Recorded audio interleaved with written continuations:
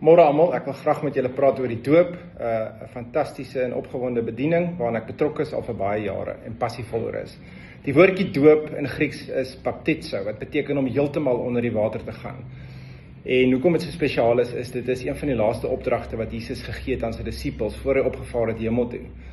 En dis werklik waar nie 'n opsie vir 'n Christen nie, maar dit is 'n opdrag van Jesus. As ons lees in Matteus 28 vers 19 staan daar, gaan dan na al die nasies toe, sê Jesus, en maak die mense my disippels, en doop hulle in die naam van die Vader, die Seun en die Heilige Gees, en leer hulle om alles te onderhou wat ek julle beveel het. En een van daai goed wat ons moet onderhou as Christene, is om juis gedoop te word, as jy nog nie gedoop is nie. Dit is 'n belangrike instruksie van Jesus, en dit is op die gronde van hierdie instruksie, wat die disippels en die apostels, die evangelie van Christus, verkondig het in uithoeke van die wêreld, nadat Jesus opgevaar het na die hemel toe. Dink byvoorbeeld Petrus in Handelinge 2, lees ons hoe hy voor 3000 mense te staan kom, en hy vertel vir hulle van Jesus, en van sy kruisiging, en van sy opstanding, en hy verkondig basies die evangelie. En dit was by die aanhoor van die evangelie van Jesus Christus, wat die mense gevra het, maar wat moet ons dan doen om gered te word? En daar staan dan, as ons lees in Handelinge 2 vers 37, by die aanhoor is die mense diep getref, en het hulle vir Petrus en die ander apostels gevra, wat moet ons doen, broers, om gered te word? Toe antwoord Petrus hulle, bekeer julle, en laat elkeen van julle gedoop word in die naam van Jesus Christus, en God sal julle sondes vergewe, en julle sal die Heilige Gees as gawe ontvang. Nou reg deur Handelinge, soos ons lees in die boek van Handelinge, sien ons dat disippels uitgaan en apostels gaan uit om juist die evangelie te verkondig aan mense wat dit nog nie gehoor het nie.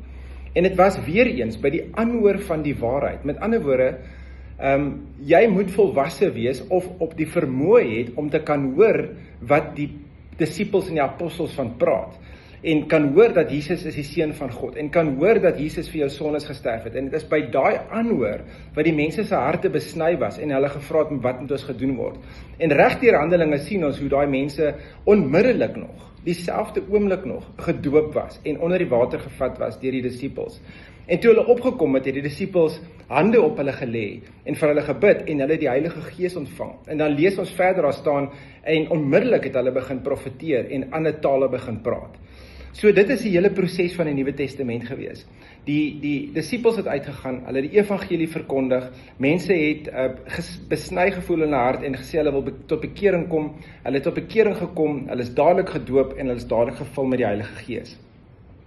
So, om gedoop te word is werklik waar 'n vereiste van Jesus, maar hy het dit spesifiek gedoen, want dit is die enigste manier volgens die woord, wat ons onsself kan vereenselwig en een word met sy dood, maar ook met die wonderlike opstandingskrag van sy opstanding.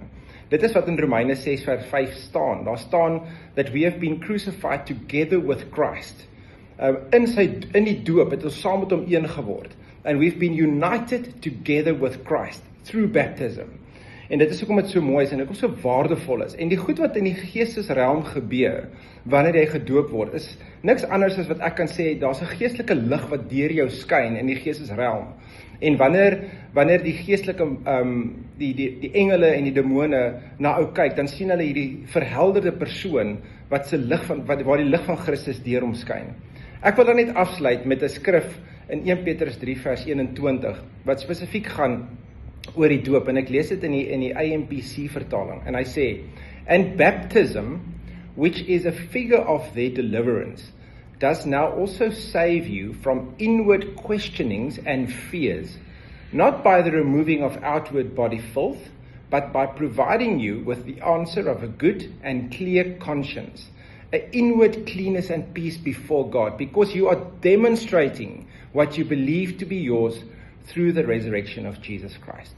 Met die doop wys jy vir jouself, vir Christus, vir die mense, dat jy jouself vereenselwig met Christus, met sy opstanding en waarvoor hy staan.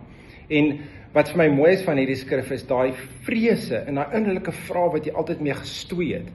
Op een of ander wonderlike manier laat Christus daai vrese net verdwyn en hy beantwoord jou vrae, jou geestelike vrae in jou gees, sodat jy rustig voor hom kan wees en 'n vervulde Christenlewe kan wandel, soos wat ons behoort te kan wees. Dankie.